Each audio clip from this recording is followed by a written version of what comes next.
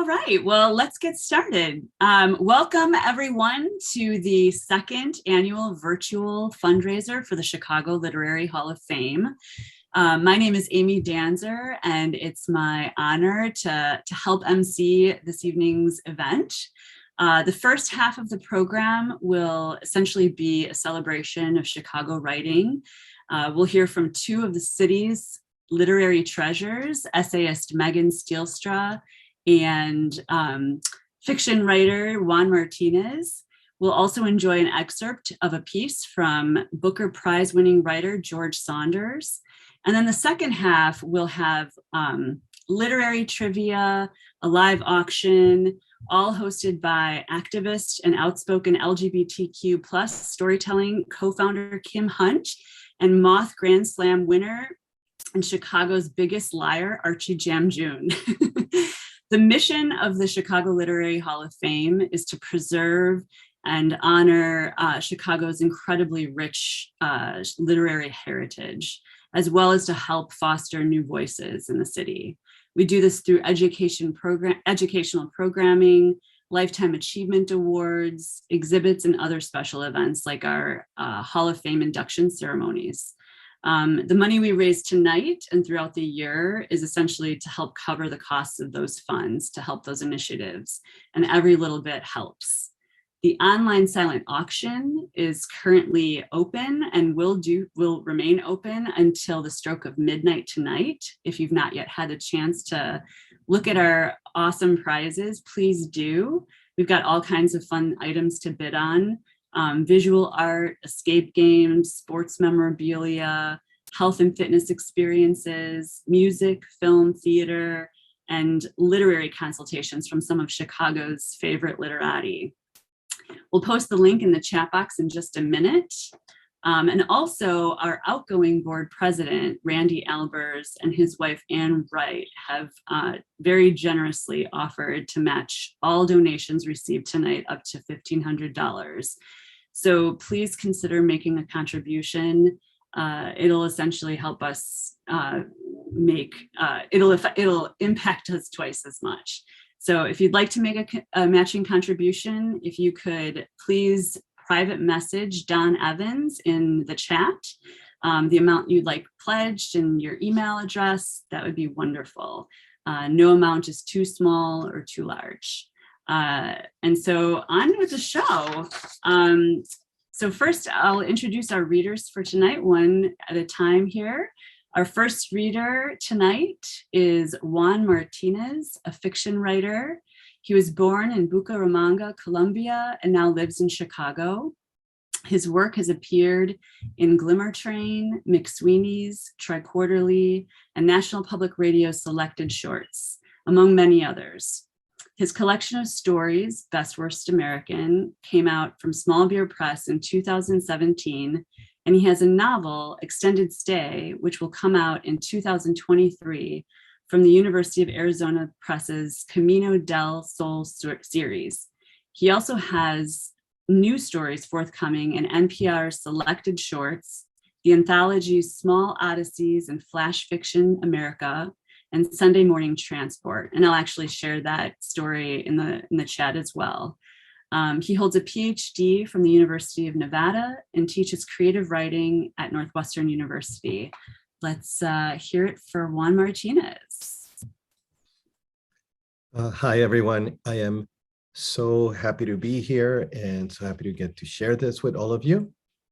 I just want to go ahead and say one thing about the story. I'm just going to read the very, very beginning of it, super short.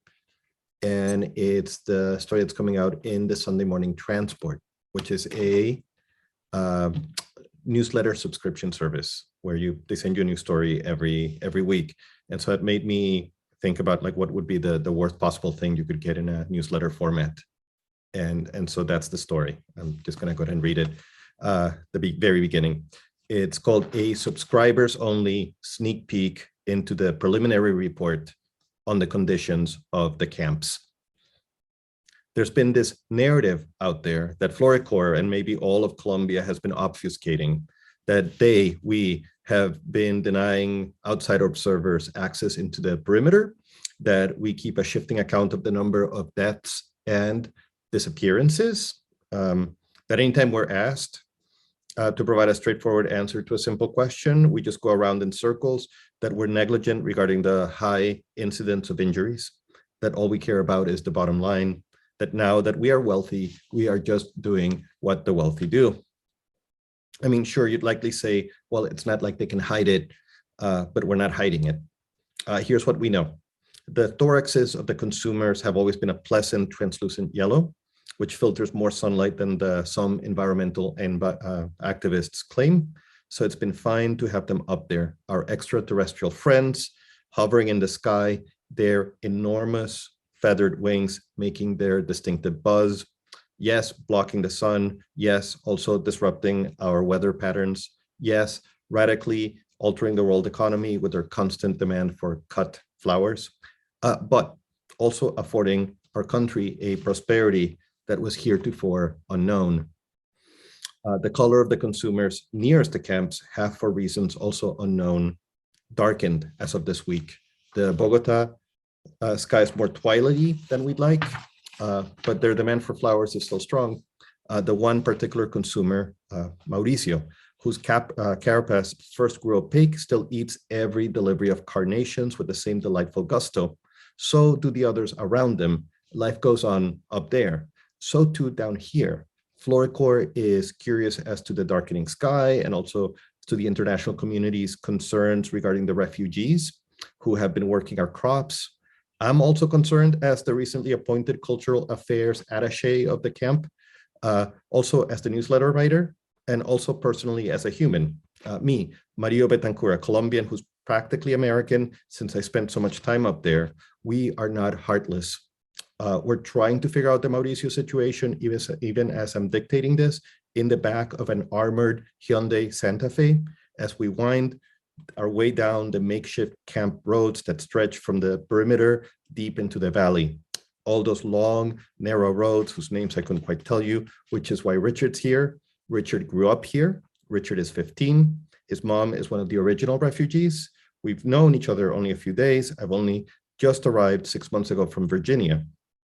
I tell him that my wife is an American, that my children grew up within the gleaming walled compound of the Research Triangle, that I'm a huge fan of America's tremendous cultural legacy, particularly Steely Dan. I make the Hyundai play Beacon's Blues, then the rest of Asia.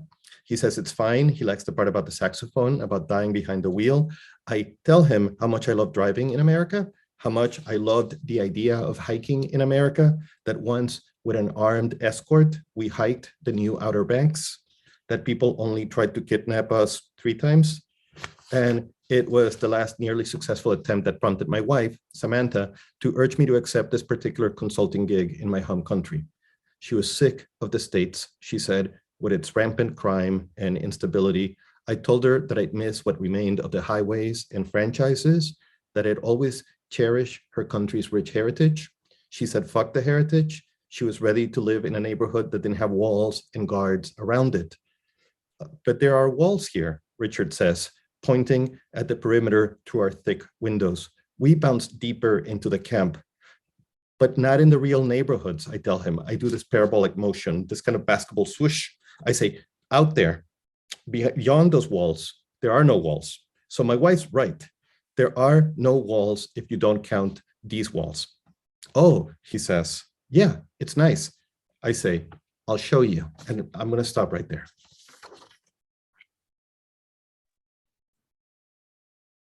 That was great. Thank you for that, Juan. And our next reader in the lineup is Megan Stielstra. She is the author of 3 collections, Everyone Remain Calm, Once I Was Cool, and The Wrong Way to Save a Life, the 2017 Nonfiction Book Award winner from the Chicago Review of Books.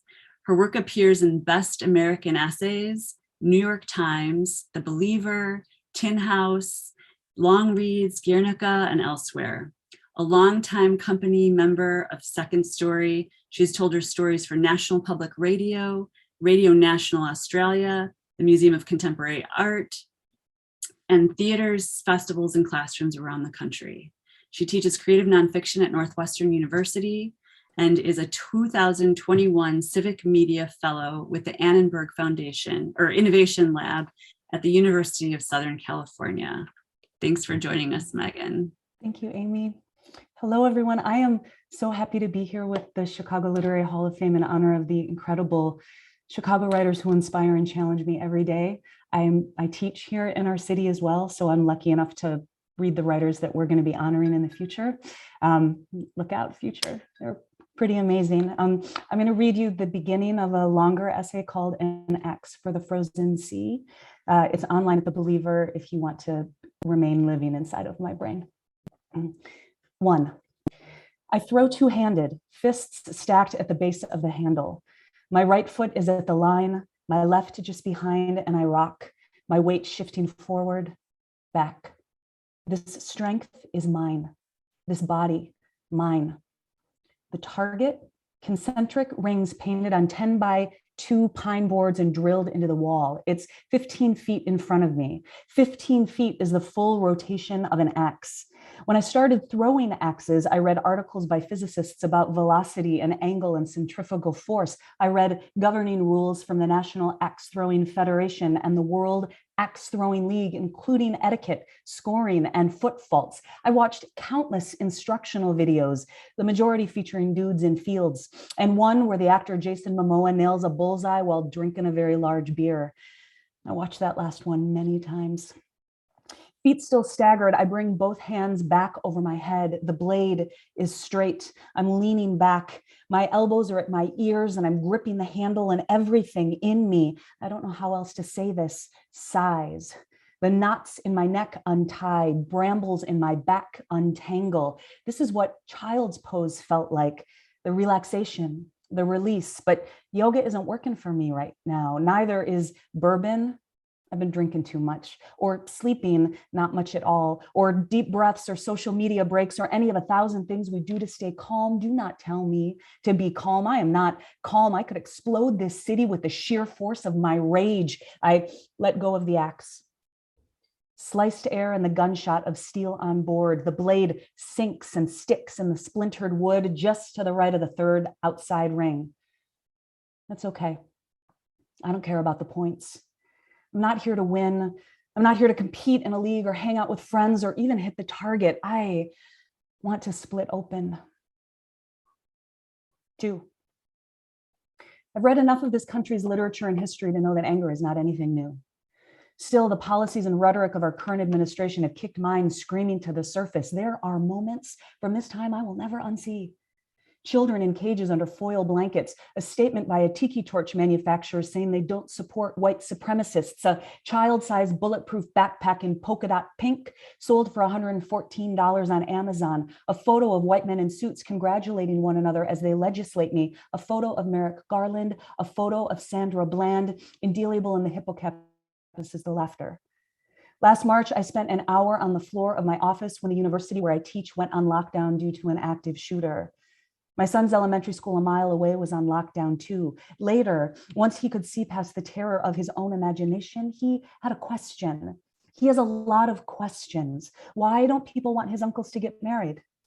Why did we have to wait until the first of the year to go to the doctor? Why can he play with squirt guns in the front yard and his cousin cannot? What is treason? This time he asked if I'd been scared. It already felt like another lifetime. Lights off, door locked under my desk. I don't do well with shootings. I don't think any of us should do well with shootings. But no, I said to my son, I wasn't scared. I was angry. I am angry. I think anger is a logical response to the world, beneficial, a warning sign that something is wrong and needs our attention. It shows us where the fight is. Here's something I've been trying. When I feel it, the lightning bolt zipping up and down my spine, yelling, "What the hell?" at my newsfeed, I try to think, how can I be of use? a DIY sort of classical conditioning, turning the visceral, ugly emotion into a positive response, working with young people, donating what I can, supporting local organizers and progressive candidates, carrying cash to tip, tipping well, listening well, my writing and my parenting and my body in the street. 3. And yet, the lightning bolt. I'm trying to understand what is happening to me. I am reading about the difference between anger, the feeling, and rage. What happens when the feeling goes unchecked, when we don't listen to our bodies.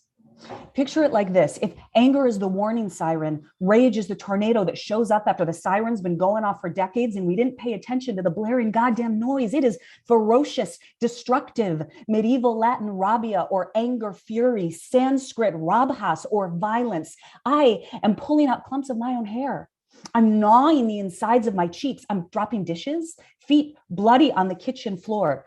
This is my body, spiked adrenaline, skewed temporal perspective, and high endurance. Like when I was 18 working nights at Arby's and I stuck my hand in the deep fryer. My pulse is always on fast forward. Lately, I've noticed that my butt hurts.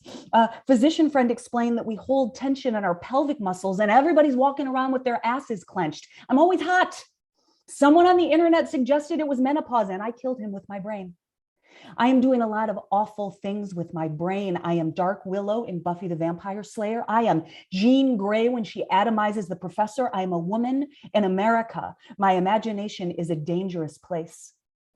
In an interview about her book, Anger and Forgiveness, University of Chicago philosopher Martha Nussbaum named something that felt vital, like she was reaching through the words and talking just to me. With lots of things, she wrote, say having good health or a fit body, we think that's worth working on every day. But somehow we give ourselves a pass when it comes to anger. I don't want to pass. I want to split open my guts on the table. I want to see this rage. 4, I have recently started therapy. 5, and axe throwing. Thank you.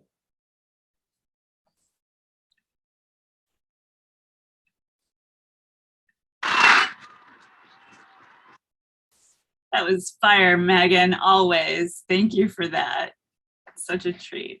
And I copied the link to that piece also into the chat. So if people want to read that, they can do that as well. And same with Juan's piece. So our final reader actually had to submit a recording because of unstable internet, but it's a piece from George Saunders.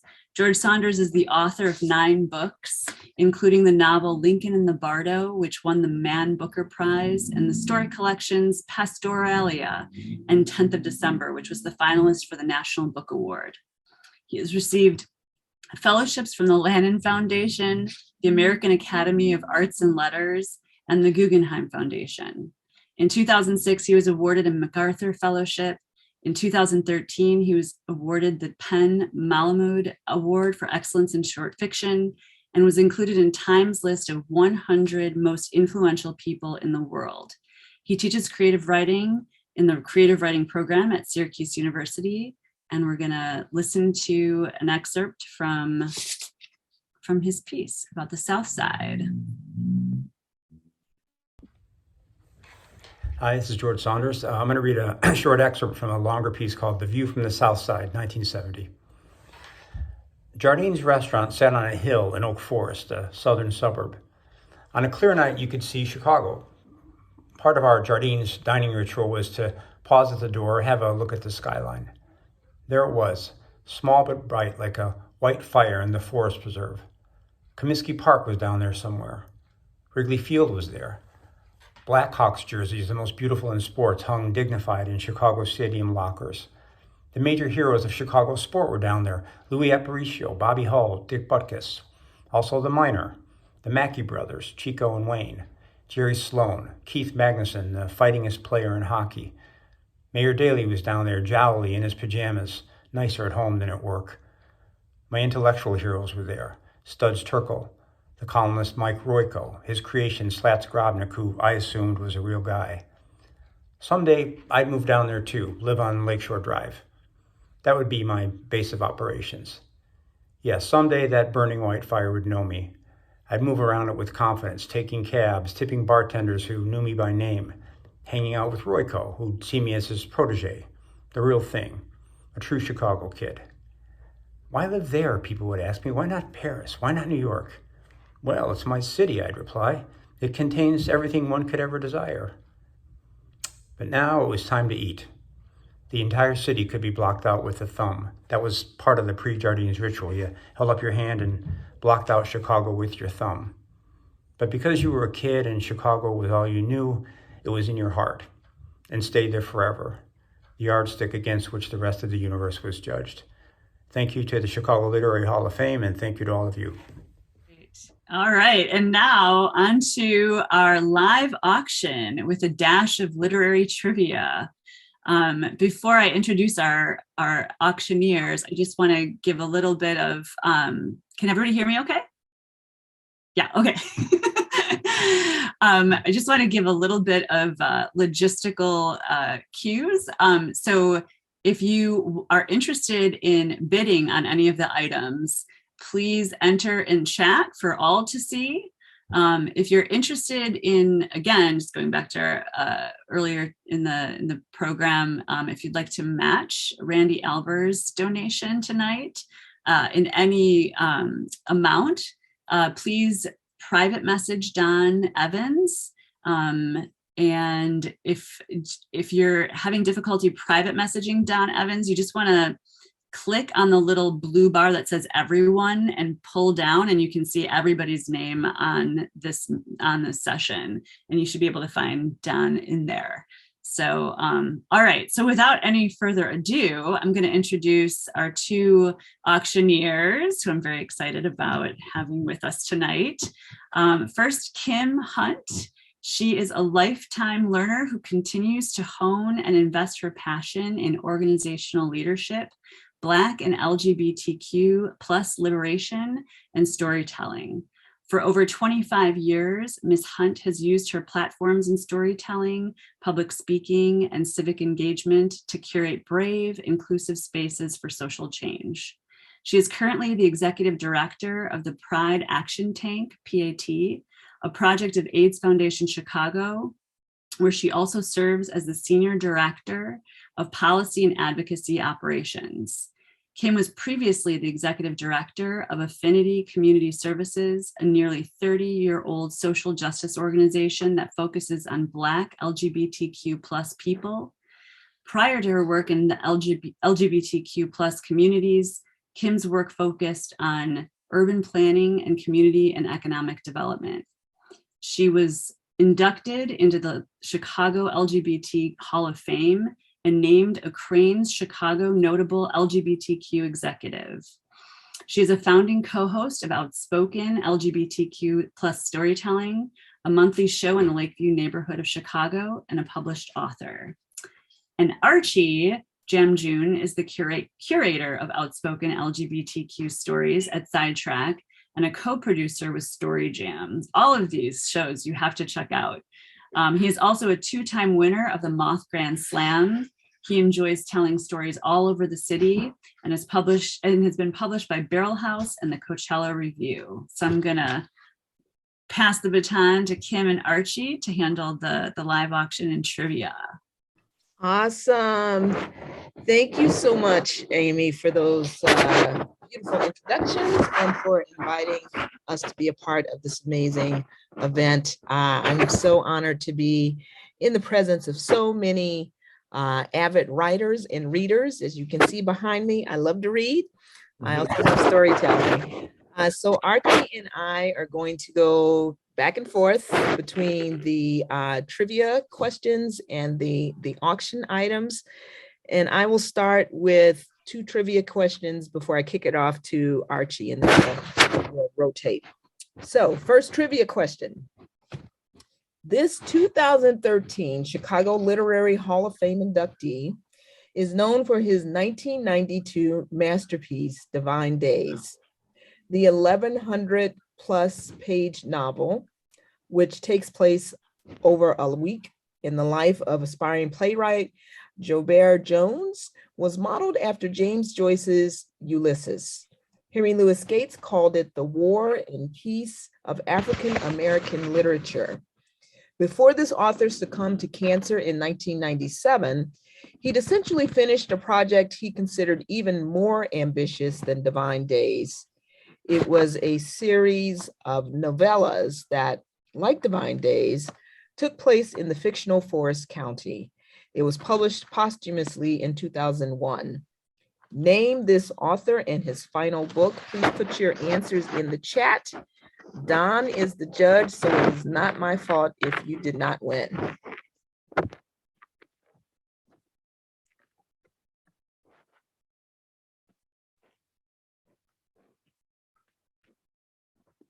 All right, Don, who is the winner?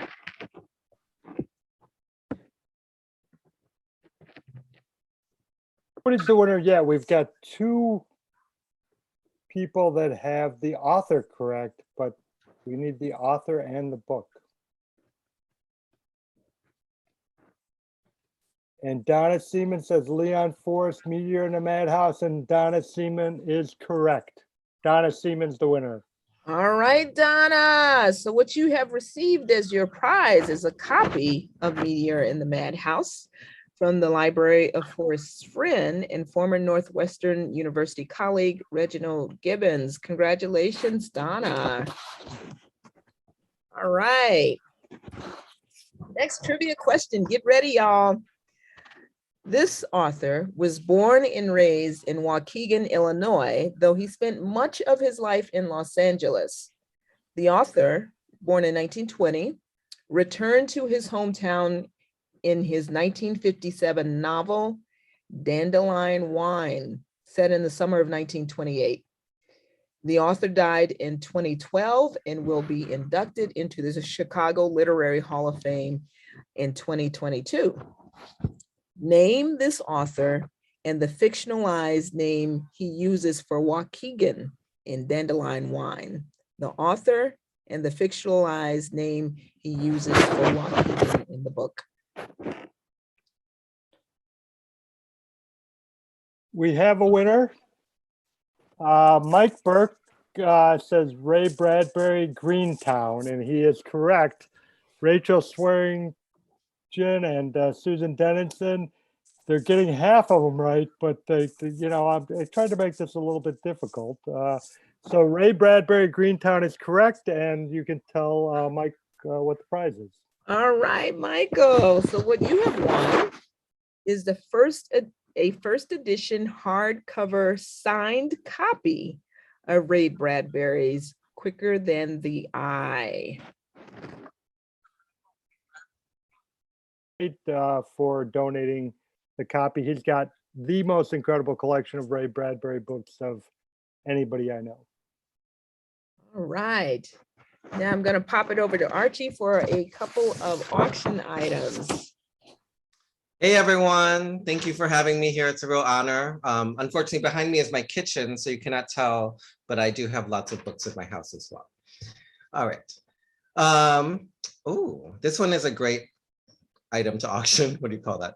Anyways, this is a week-long writing workshop and retreat on the grounds of the Clearing Folk School. Situated on 128 acres of woods, meadows, and bluffs, overlooking Green Bay in Door County, Wisconsin.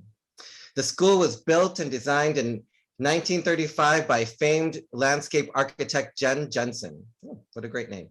The class is led by poet-publisher Albert DeGenova and includes a choice of either 2 class sections or independent study. A dormitory room, and 3 meals a day. You're going to get fed. Those are provided as well. And you must go during the first week of August, 2022. So plenty of time to plan your life for this. We're going to start the bidding at $350.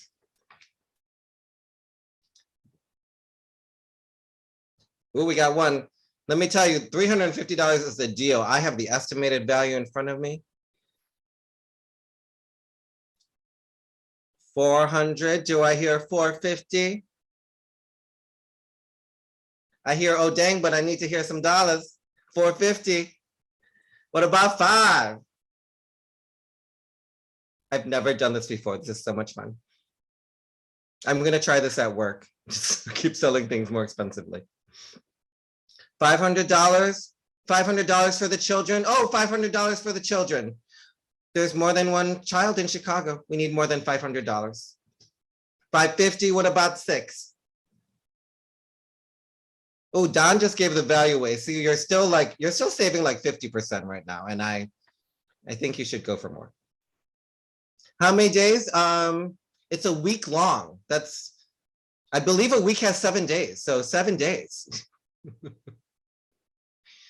Don says it's amazing. I mean, there is a bluff. I have never been near a bluff. There are meadows. Oh, I'm allowed to tell you actually, the value is 1,100. So I don't even know where we're at now. Where are we at? 600?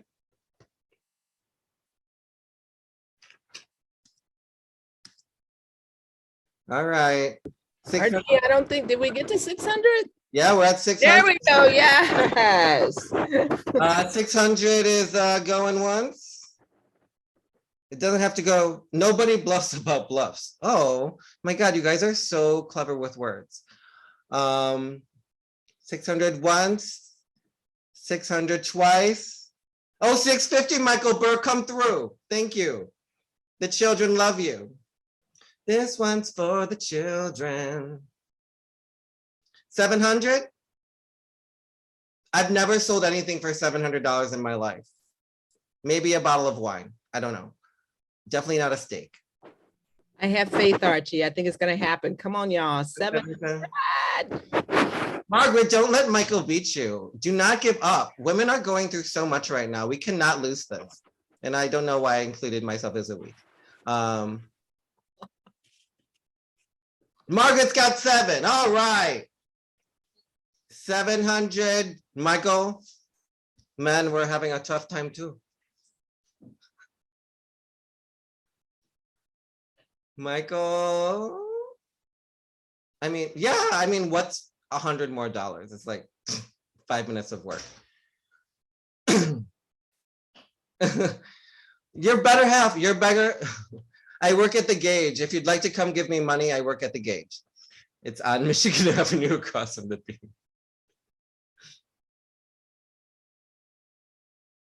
All right, well, so we got 750.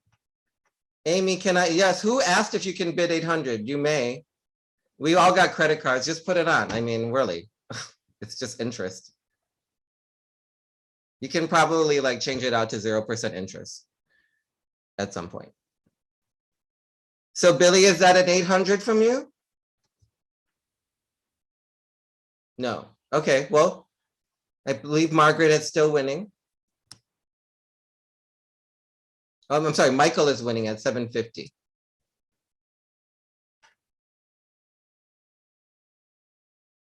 All right, 750 going once.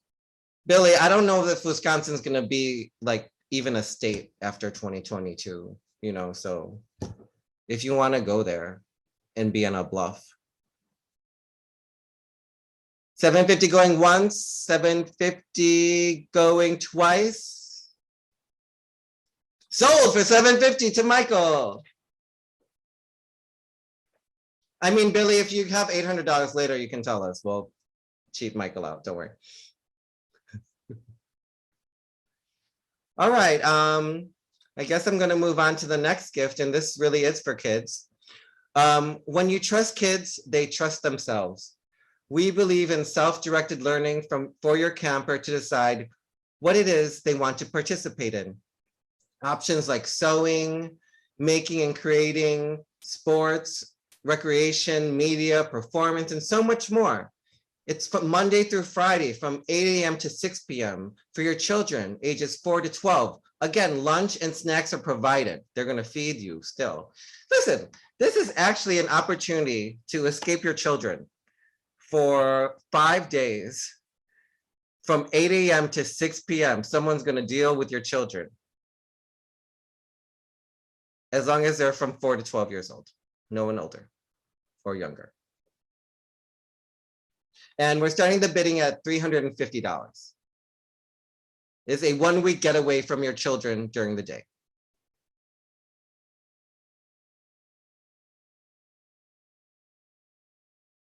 And they're going to learn something. They're going to learn how to sew or make anything. They're going to learn a sport. You don't even have to like spend it on your family. What a great Christmas present to give to someone who wants to be and needs to be away from their children for a little bit. I know you know someone like that. The kids are not included, I'm sorry.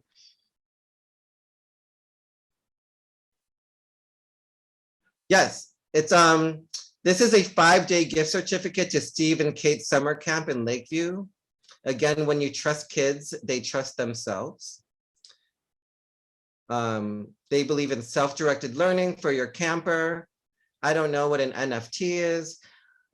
We believe in self-directed learning for your camper to decide what it is they want to participate in. They have to be between the ages of 4 and 12. Margaret, this is your chance for a vengeance. If you can't go, at least a child can go.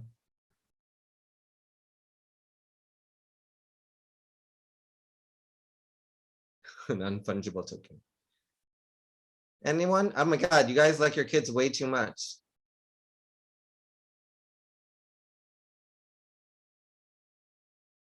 Aw.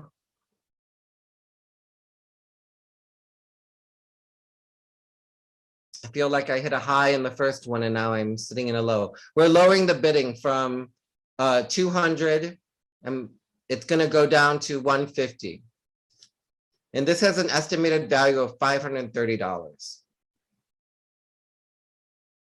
You can give this gift to the people that live upstairs and they will send the kid away for a week. 150 from Margaret, yay! Margaret, you're my favorite tonight.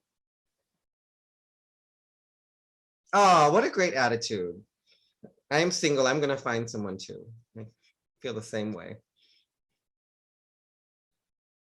All right, 150, I don't suppose we got 175 in the room? You can serve it to the kid like a subpoena, that's true. All right, the dates are to be determined, but I mean, it just has to be during the summer, I believe. We have 150 going once, 150 going twice. 150, Margaret is the winner.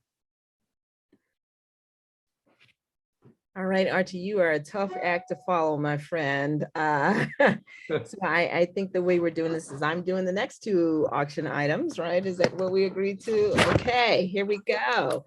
So the next auction item is a gorgeous custom framing of the book cover for Chicago by Day and Night, The Pleasure Seeker's Guide to the Paris of America, edited by Paul Durica and Bill Savage. This is a very long description, so get ready. Write down these details so you know, and get ready to bid. About the actual book, which is not part of this auction. It's not, this is not in the auction. It is the framed book cover. But about the book. Chicago by Day and Night, The Pleasure Seeker's Guide to the Paris of America is an actual guidebook to Chicago for visitors of the World's Columbian Exposition in 1893. This unauthorized handbook to the rowdy city outside the elegant fairgrounds explores pleasures high and low. The theaters and music, architectural glories, parks and boulevards, churches and synagogues, and other elevated pursuits the authors included in the 1893 gave the book a veneer of high culture. But, and there is always a but, the book owed its popularity to its insider tips about Chicago's lurid and louche entertainments, drink, gambling, and sex. With a wink and tongue firmly in cheek, the original authors condemned Gilded Age vice while offering curious travelers precise directions to the dubious, decadent, debauched quarters of the Windy City. To introduce the compulsively readable gift quality journey through the Chicago of 1893, Chicago writers and humorist Paul Dorica and Bill Savage have added an expert introduction to Gilded Age Chicago and the World's Columbian Exposition, showcasing the first Ferris wheel, dazzling new electrification technologies and exhibits from around the world. The exposition was Chicago's chance to prove it had risen from the ashes of the Great Fire and would claim a place among the world's great cities. Both a perfect keepsake or a gift, Christmas is coming up, for Chicago travelers, as well as invaluable text for readers interested in the history of Chicago, the Midwest, or Gilded Age urban life. Chicago by Day and Night is a beloved classic of Chicago writing. So that is about the book. The actual item is a framing of the cover. The estimated value of this item is $400, and we are starting bids at $100. So, oh wow, okay, we have jumped right in here. I see 120, I see 150, okay. Can we go a little higher? Let's be generous, 170. Thank you, Michael. Let's keep it going. This is a beautiful, beautiful gift for somebody, $200. Okay. All right now. 222. Okay, that's an interesting bid. How about 250? Can we just nudge this up a little higher? 250 for this. Okay, 252. We could do that too. I love these bids. We usually go with multiples of 5. Oh, now we're doing a Price is Right situation. I see what's going on. Archie and I are always on the same page. How about, let's do this, 273. What about 273? 273. Yes, thank you, Margaret. That is what I'm used to. Okay, let's move it on. Let's go with how about 300? The estimated value on this beautiful, beautiful keepsake is 400. 300, you still ahead. But remember, this is for a great cause. So let's be generous. Go, John, go. Okay, 285 from Don. All right. Let's keep nudging this. There's 300. Come on, Michael. Well, now that we're at 300, we should just keep going. Come on now. Go a little higher. How about 325? Sorry, Michael. 324. That works too. Y'all are killing me. How about 353? How's that? Or 354, 353, something like that. So far, John is ahead with 324. And Margaret is cheering John on. Are we at 324? Can we see 350? All right, 324 going once, going twice.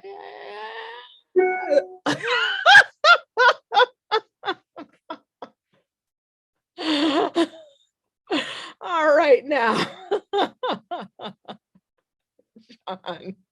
John, you already had it, but I appreciate that. You want to keep going, John? Or should I call it? Okay. All right, we are at 325, going once, going twice.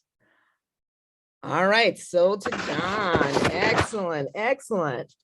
Okay, our last auction item before we move back to trivia questions. Okay, this item is a weekend stay at Bella Vista Suites on the shores of Lake Geneva.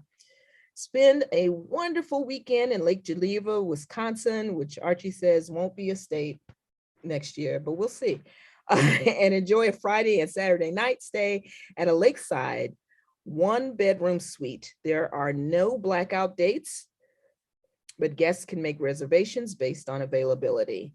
Non-weekend nights are also available if preferred. And there is a person to contact for reservation details. And if you want to check out a picture, I suppose, the website is bellavistassuites.com. This weekend stay at Bella Vista Suites on the shores of Lake Geneva has an estimated value of $400 and bids start at $150. What is the discussion about $20?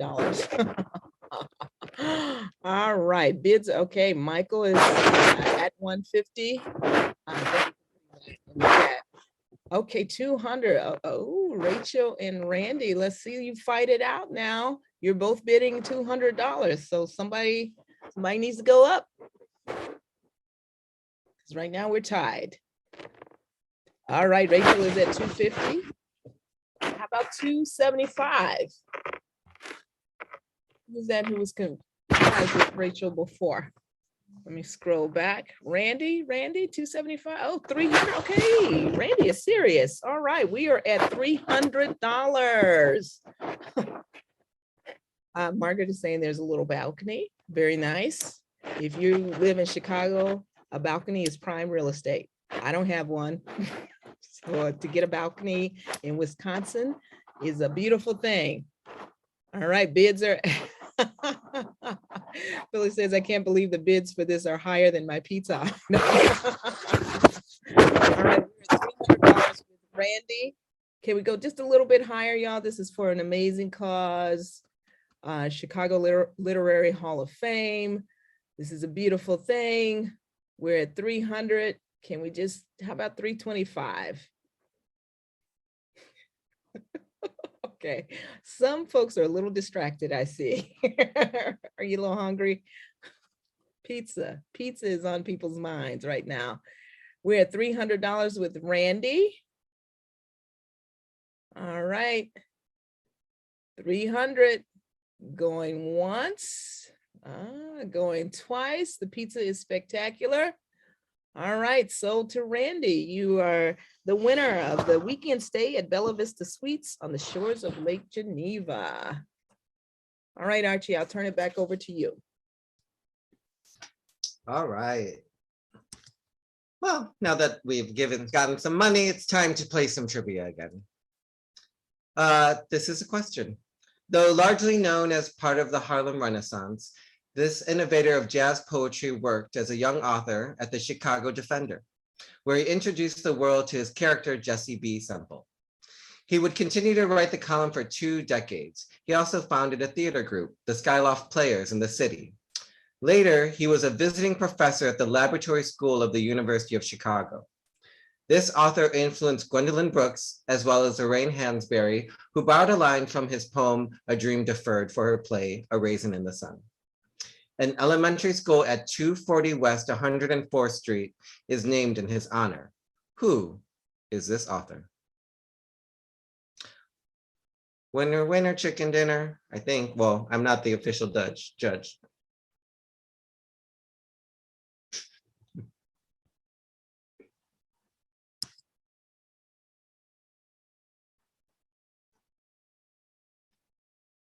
Don. I think we got winners. I'm sorry, I was distracted by pizza, donations coming in, which is great. Yes. So we got Billy Lombardo. Langston Hughes is correct. Billy, you're a Billy winner. won. I think you've won other things. Oh, you have won Arnold Rampersad's The Life of Langston Hughes, Volume 1, 1902 to 1941, from the library of Reginald Gibbons. I wanted to say that we're very close to our matching donations goal. We're only $180 away. So I don't know, you could make dreams come true or you could not. It's really, how do you want to live your life? Hey, and I'm going to tell you, Billy, we're going to throw in because we can do it. We've got volume 1 and 2 of the biography. It's a long biography, but we're going to throw in volume 1 and 2 for your winning answer. Yay, Billy. All right, trivia question 4. This 2021 Fuller Award honoree moved around a lot during her Chicago childhood. In 1965, when she was 11 years old, this author and her family moved into the residence at 1525 North Campbell Avenue. This address would become the inspiration for a young adult novel that won widespread acclaim and continues more than 25 years after its 1984 publication to be a staple in classrooms across the world. The house is nestled within a Humboldt Park neighborhood circa the 1960s.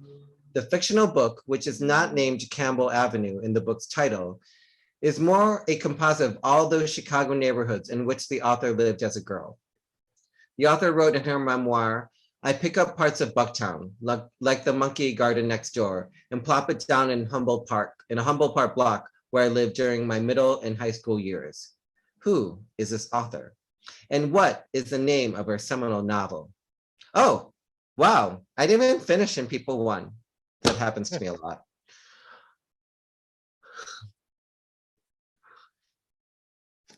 So I don't know what to do here. Billy Lombardo, he won again, but I feel bad giving Billy another book. Billy, do you feel bad about that? You've made Don feel bad about giving books, Billy. Look at that. Because You're the judge, Don. You can do whatever you want. You don't have to, like I think you're we're a gonna Republican with elections. You can just do whatever you want. I think we're gonna give Billy the prize for the smartest in the room, and we're gonna give Fazal the prize for the Sandra Cisneros book. I'm sorry, what was the winner's name again? Basil. I hope I'm saying that right, Basil. And you are the winner. And you have won Cisneros' Woman, Hollering Creek, and Other Stories from the library of Reginald Gibbons.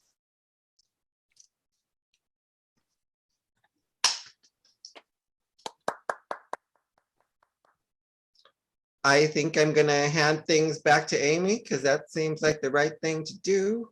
You know what, actually, at first it was a little uncomfortable being judge and jury, but I kind of like it now. You Yeah. leaned into it. Power corrupts all. Don. Yeah, I Not immune. want You to like a go. gavel to really get into it. I want to go a couple more rounds and like just make some unilateral decisions that really irritate some people and give joy to the others. I just want to do game night with Kim and Archie all the time. Right? This was so much fun.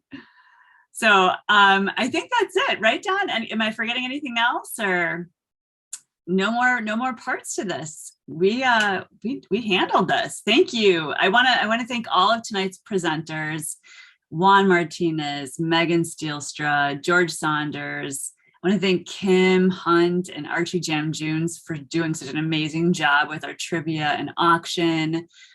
Special shout out to John Barnacle and Rich Kono, who helped us with the tech. I want to thank everyone on our board of directors who've been just incredibly supportive for this. Barry Benson, Susan Dennison, Barbara Eagle, Jarrett Neal, Bio Ojakutu, Roberta Rubin, Dave Stern, and our president, Randy Albers, as well as, of course, Don Evans, who is our founder and executive director for the Chicago Literary Hall of Fame. I also want to just thank everyone tonight for attending and for your support of the Chicago Literary Hall of Fame. And please be safe. Have a wonderful holiday, and we look forward to seeing you in the new year. All right, here's what we're forgetting, Amy. We are $180 from reaching our goal of 1,500. And I am going to be up Till midnight. Yeah, I'll be up all night. Yeah, we're staying up till midnight because the silent auction is open till midnight. So like bid up. Auctions, and there's a few things that I have my eye on, and I'm gonna, kind of creep in there and try to get them later. So if anybody wants to, do like I'm doing, drink a little bit more than you should. if of course. You're not driving anywhere. Yeah, I'm not driving anywhere. I might take the trash out, which is dangerous enough. But Natalia Lebel says she'll donate $100. Who did? Natalia. Oh, that's Natalia. All right. So we are $80 away, which is like really like if you go through the Taco Bell drive-in and you just don't like curb yourself at all. With teenagers. Yeah. That's like $80 right there. And Susan Dennison, $80. So we are at the goal. Thank you. Awesome. Natalia and Susan and everybody else that donated tonight, thank you so much. I'm still going to be up all night. It doesn't matter. It's an exciting night. All right. Thanks everyone again. And we'll see you in the new year. All right. Bye-bye.